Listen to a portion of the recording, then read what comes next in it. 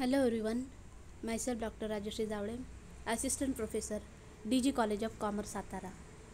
Today, I am going to discuss about fundamental rights, directive principles and fundamental duties of India.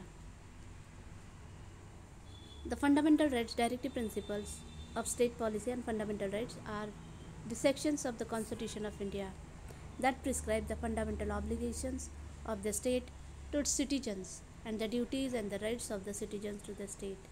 So here I would like to tell you that fundamental rights which are included in part 3 of the Indian Constitution, directive principle of state policies are included in part 4 of the Indian Constitution, and directive which are given to the states are given to the states authorities. Here we have to concentrate on the another aspect of our rights. When there are rights, there are duties. So we need to understand the fundamental rights as well as fundamental duties. So fundamental duties are included in part 4 of the part 4 capital A of Indian Constitution. All these fundamental rights, directive principles and fundamental duties are interlinked and correlated to each other. If we are talking about citizen of India, each and every citizen has to be aware. They should be aware about their rights and the duties. In our particular syllabus, in the paper of Constitution and Democracy, here this subject is very important. As we are citizen of this country, we should know our rights and the duties and what are the directive principles or the duties or the obligations on the state. This knowledge is very important. That's why we are having these subjects, and it is very compulsory paper, and you need to complete it successfully.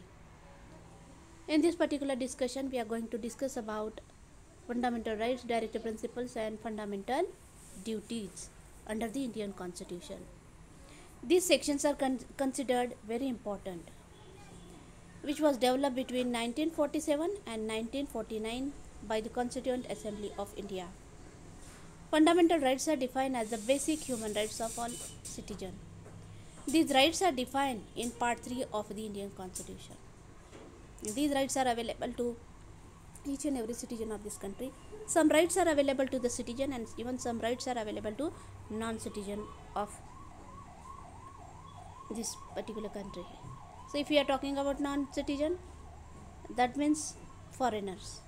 So Article 21, Article 14 of the Indian Constitution, which are applicable to even for the non-citizen, because the word person is included in those articles. Other articles are applicable to citizen of this country. Here you can see preamble of the Indian Constitution, which is very important.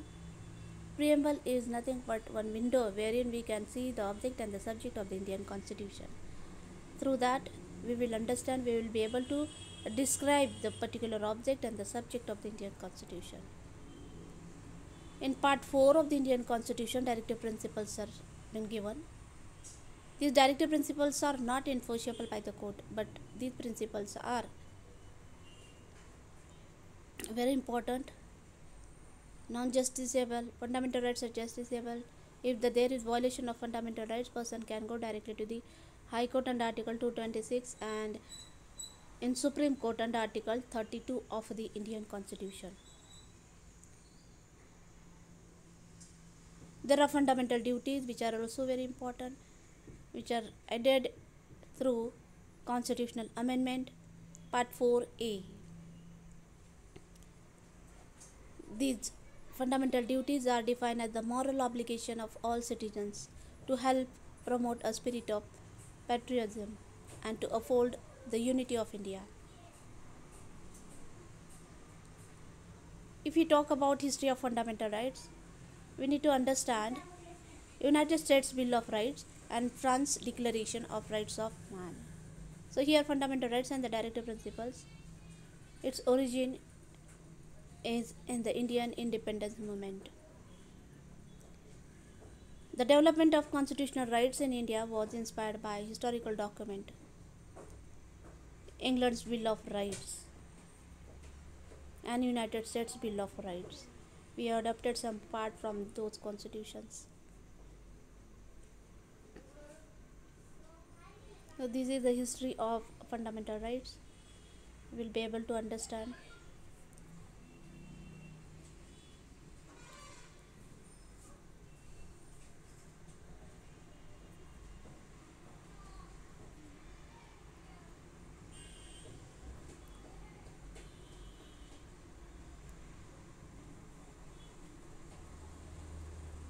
The drafting of the fundamental rights was influenced by the adoption of the Universal Declaration of Human Rights by the United Nations General Assembly and the activities of the United Nations Human Rights Commission. Bill of Rights in the American Constitution. These directive principles we have also adopted from the British Constitution. The fundamental duties were later added by way of 42nd Constitutional Amendment in 1976. Now we'll talk about what are the fundamental rights. These fundamental rights are included in Part 3 of the Constitution, which guarantees civil rights to all Indians and prevent the state from encroaching an individual's liberty. The state cannot infringe rights of citizen. There are right to equality under Article 14, right to freedom under Article 20, 21 and 22, 19, Article 19, which talks about freedom of speech and expression.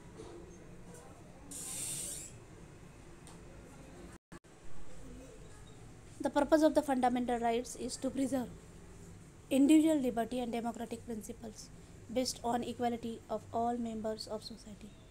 Dr. B.R. Ambedkar said that the responsibility of the legislature is not just to provide fundamental rights but also and rather more importantly to safeguard them. Article 13 of the Indian Constitution, which talks about laws inconsistent or in derogation with fundamental rights. That means fundamental rights are safeguarded under the Indian Constitution and simply it cannot be changed. There should not be a violation of a fundamental rights. If there is any violation of a fundamental right, person can go to the court, Supreme Court under Article 32 and in High Court under Article 226. Article 12 discusses about the concept of state, which includes not only the legislative and executive wings of the federal and state government but also local administrative authorities and other agencies and institutions which discharge public functions or governmental characters. There are certain rights which are very important. Article 15, which talks about no discrimination on the ground of religion, race, caste, sex and place of birth. Article 17 is about prohibition or abolition of untouchability. Article 18 is abolition of title. Article 23 and 24 is for the safeguard or protection to the women and children that are also available against the private individual. Certain fundamental rights including those under Article 14. 14 is about right to equality. Article 20, 21, these are the very important right. Article 21 is about right to life and personal liberty. Article 25 is about right to religion. Freedom of religion is there, which applies to persons of any nationality upon Indian soil, while others, such as those under Article 15, 16, 19 and 30 are applicable only to citizens of India. There are rights under Article 25 to 28 which recognizes right to religion. Article 29 and 30 which are applicable to minority rights or which are very important. The fundamental rights are not absolute and are subject to reasonable restriction. When there are rights, there are reasonable restrictions. Every right is subject to reasonable restriction. Then only that right will be whole right or full right. Fundamental right and directive principles both are supplementary and complementary to each other.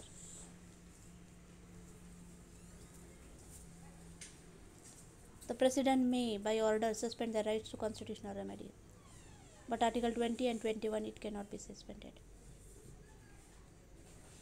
Right to equality. Right to equality is one of the chief guarantees of the Constitution. It is embodied in Article 14 to 16. Article 17 and 18, which collectively encompass the philosophy of social equality. Article 14 guarantees equality before law as well as equal protection of law to all the people within the territory of India. This includes the equal subjection of all persons to the authority of law.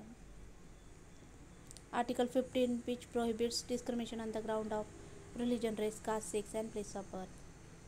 This right can be enforced against the state as well as a private individual. With regard to free access to places of public entertainment or places of public resort maintained partly or wholly out of the state funds. The state is not precluded from making special provision. That means state can make law for the women and children or any socially or educationally backward classes of citizens, including the scheduled caste and scheduled tribe. This exception has been provided since the classes of people mentioned therein are considered deprived and in need of special protection. So these rights are nothing but rights are very important.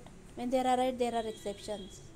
So for the upliftment of the grassroots level people with the mainstream of the society, here special classification has been made, reasonable classification has been made by the state through this particular provision.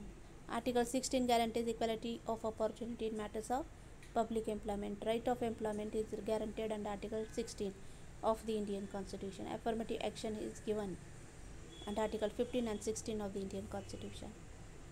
Article 17 abolishes the practice of untouchability in any form, making it an offence.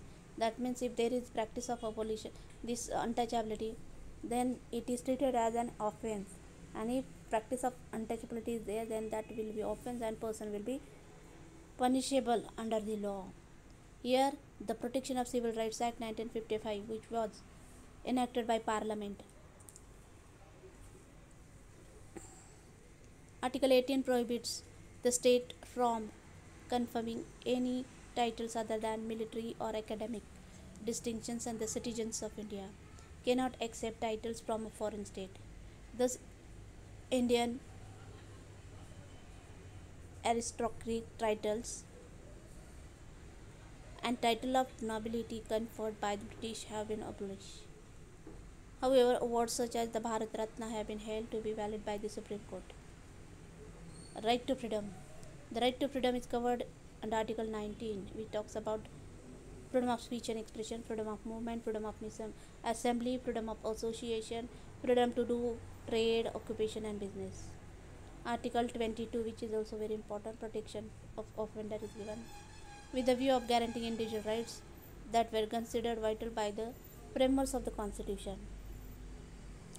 Article 19 guarantees 6 freedoms: freedom of speech and expression, freedom of assembly without any harm, freedom of association, freedom of movement, freedom to reside, settle in India, freedom to practice any profession. So these are very important.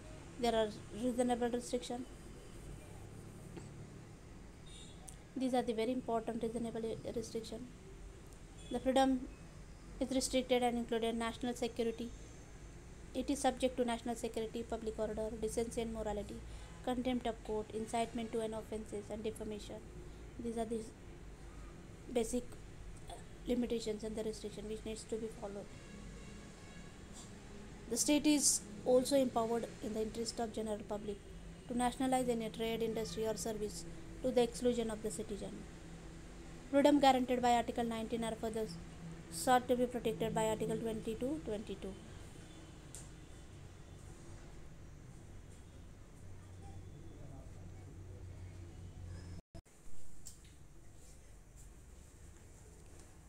One very important case, Manika Gandhi vs Union of India.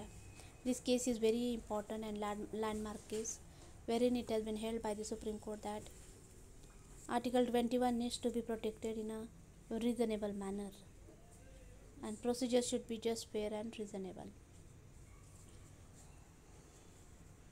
Article 20 provides protection from conviction for offences in certain respect, including rights against ex post facto law, double jeopardy, and freedom from self-incrimination. These are the very important principles included in Article 20. Article 22 provides specific rights to arrested and detained person, in particular the right to be informed of the grounds of arrest. If the person is arrested, then grounds of arrest needs to be informed to that particular person. He is having right to consult a lawyer of his own choice, and there are other rights also. He should be presented before the magistrate within 24 hours, and so on. Right against exploitation. Article 23 and 24 lays down certain very important provisions to prevent exploitation of the weaker sections of the society by individuals or the state. Article 23 prohibits human trafficking, making it an offence punishable by law, and also prohibits forced labor. The Bonded Labor System Abolition Act 1976 has been enacted by Parliament to give effect to this article. Article 24 prohibits the employment of children below the age of 14 years in factories, mines, and other hazardous jobs. Parliament has enacted the Child Labour Prohibition and Regulation Act 1986, providing regulations for the abolition of and penalties for employing child labour, as well as provisions for rehabilitation of former child labourers. Another very important fundamental right, that is the right to freedom of religion. The right to freedom of religion covered under Article 25 to 28, which provides religious freedom to all citizens and ensures to secular state in India. According to Constitution, there is no official state religion, and the state is required to treat all religion impartially and neutrally. Article 25 guarantees all persons the freedom of conscience and the right to preach, practice and propagate any religion of their own choice. This right is subject to public order, morality and health, and the power of the state to take measures for social welfare and reform. The right to propagate does not include the right to convert another individual, since it would amount to an infringement of the other's right to freedom of conscience. But if the person is willing to convert himself, then it is allowed. His right to life and personal liberty, which is included in Article 21, which is superior than every freedom. Article 26 guarantees all religious denomination and sects to manage their own affairs in matters of religion, which is subject to public order, morality and health. Even they are having right to set up institutions of their own choice for charitable or religious purposes. They can acquire and manage properties in accordance with the law. Article 27 guarantees that no one can be compelled to pay taxes for the promotion of any particular religion or religious institution. Article 28 prohibits religious instruction in a wholly state-funded educational institutions. Right to education and culture. Article 29-30 is also very important, which is available to all the minority group. Cultural and educational rights are recognized under Article 29 and 30 to protect the right of cultural, linguistic and religious minorities by enabling them to conserve their heritage and protecting them against discrimination.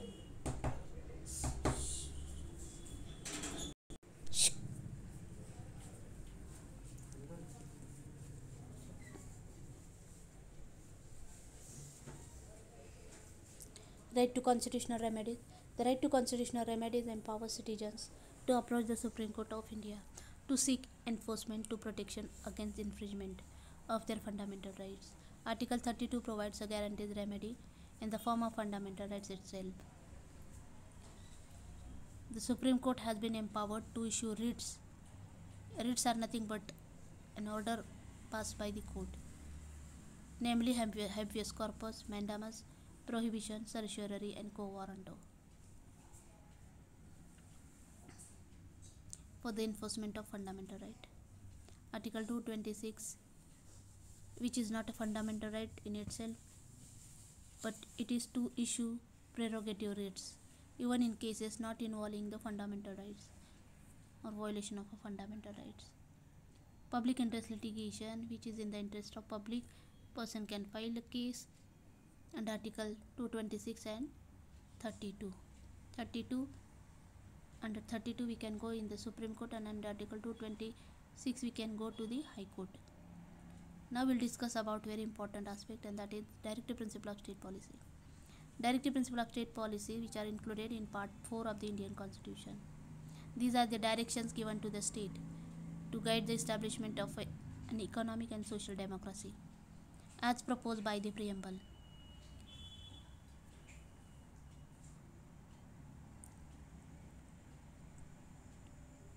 Article 37. Directive principles are not enforceable.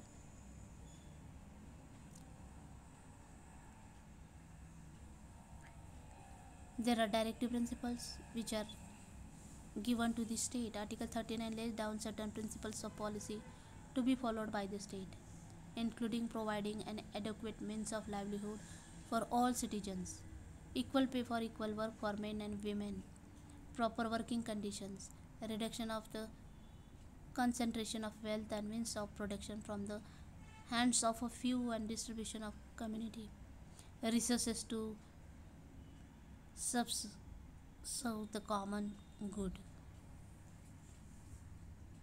Article 41 to 43, wherein the state to endeavor to secure all citizens the right to work, a living wage, social security, maternity relief, and a decent standard of living. These provisions aims at establishing a socialist state as which is included in the preamble. Article 39 capital A requires the state to provide free legal aid to ensure that opportunities for securing justice are available to all citizens irrespective of economic or other disabilities. Article 43 capital A mandates the state to work towards securing the participation of workers in the management of industries. The state under Article 46 is also mandated to promote the interest of and work for the economic uplift of the scheduled caste and scheduled tribes and protect them from discrimination and exploitation. Article 44 encourages the state to secure a uniform civil code for all citizens. Article 45, which is also very important,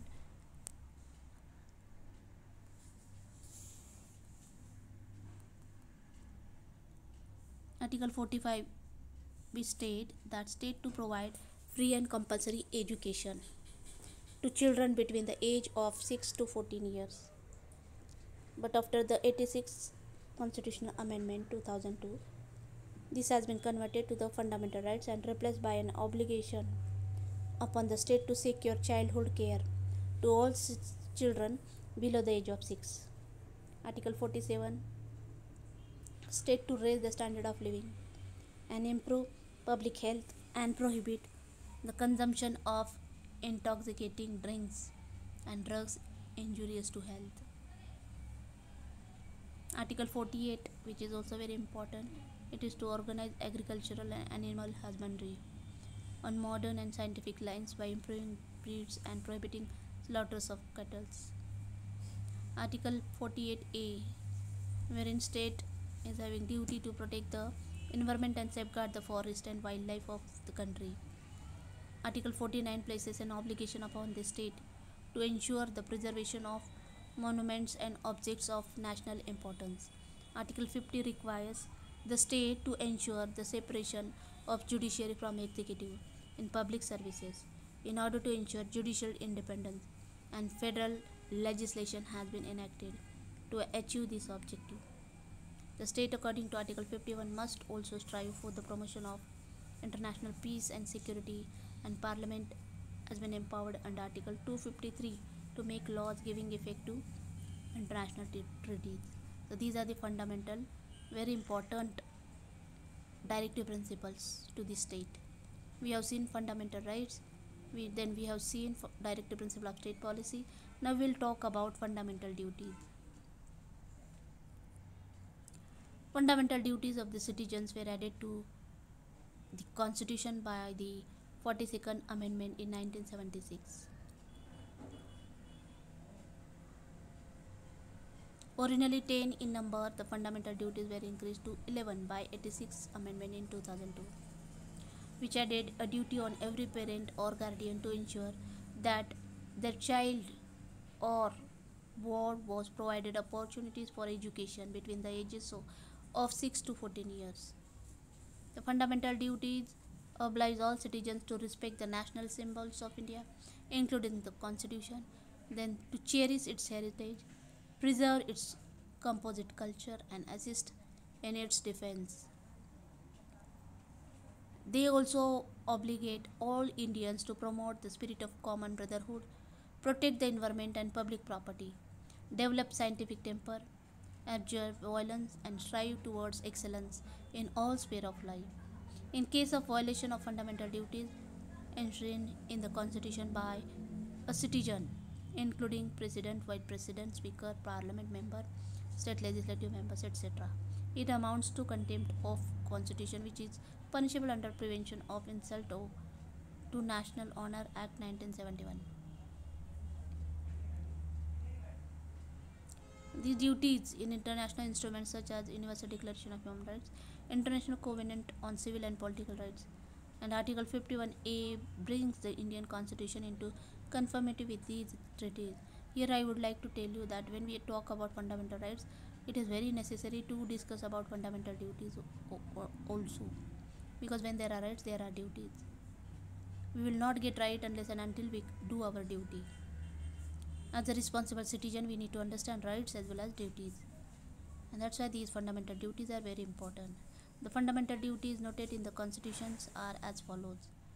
It shall be the duty of every citizen of India: 1. To abide by the constitution and respect its ideals and institutions, the national flag and the national anthem. 2. To cherish and follow the noble ideas which inspired our national struggle for freedom. 3. To uphold and protect the sovereignty and unity and integrity of India. 4th, to defend the country and render national service when called upon to do so. 5th, to promote harmony and the spirit of common brotherhood amongst all the people of India, transcending religious, linguistic, and regional or sectional diversities, to renounce practices derogatory to the dignity of women. 6. To value and preserve the rich heritage of our composite culture. 7. To protect and improve the natural environment, including forests, lakes, rivers, wildlife, and to have compassion for living creatures. 8. To develop the scientific temper, humanism, and the spirit of inquiry and reform. 9. To safeguard public property and to abjure violence. 10.